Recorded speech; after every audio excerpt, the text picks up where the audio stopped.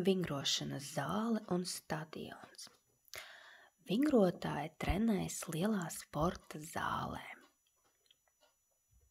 Šeit.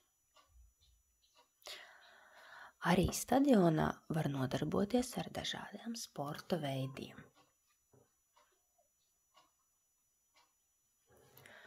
Lai vingrotu uz riņķiem, ir jābūt ļoti spēcīgām rokām.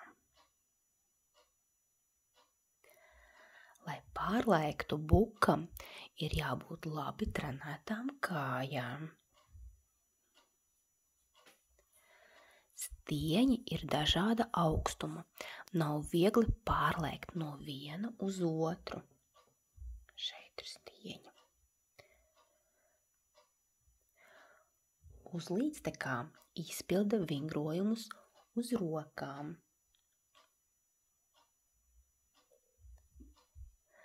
Uz bāļķa var soļot, skriet, lekt, tikai nedrīkst zaudēt līdzsvaru. Lai izvairītos no sāpīgiem kritieniem, izpildot brīvo kustību vingrojumus, uz grīdas noklāj paklāju.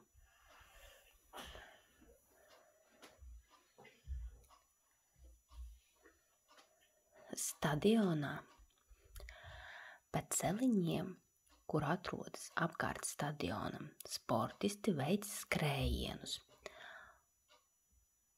un barjerskrējienus. Šeit vienkārši skrien.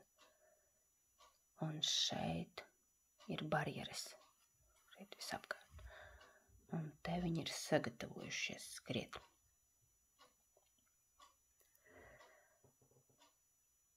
Tālēkšanā notiek šādi. Strauji jāskrienas, jāatsperas konkrētajā vietā un jālec pēc iespējas tālāk smilšu kastē. Šeit viņš ieskrienās, atsperās un tad lec. Kārtslēkšanā un augstlēkšanā nepieciešams latiņu celt arvien augstāk un augstāk. Latiņai jāpārlec to nenogāžot. Kur šeit viņš lec pāri un šeit. Ir 3 mešanas disciplīnas.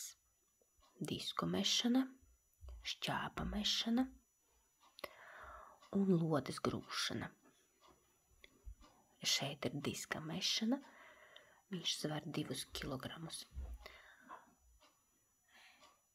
Lodes mešana, lodes vīriešiem sver 7,26 kilogramus, bet sievietēm mazāk 4 kilogramus. Un šeit ir šķēpa mešana. Šķēps vīriešiem ir 2,7 metri garš, bet sievietēm 2,2 metrus garš.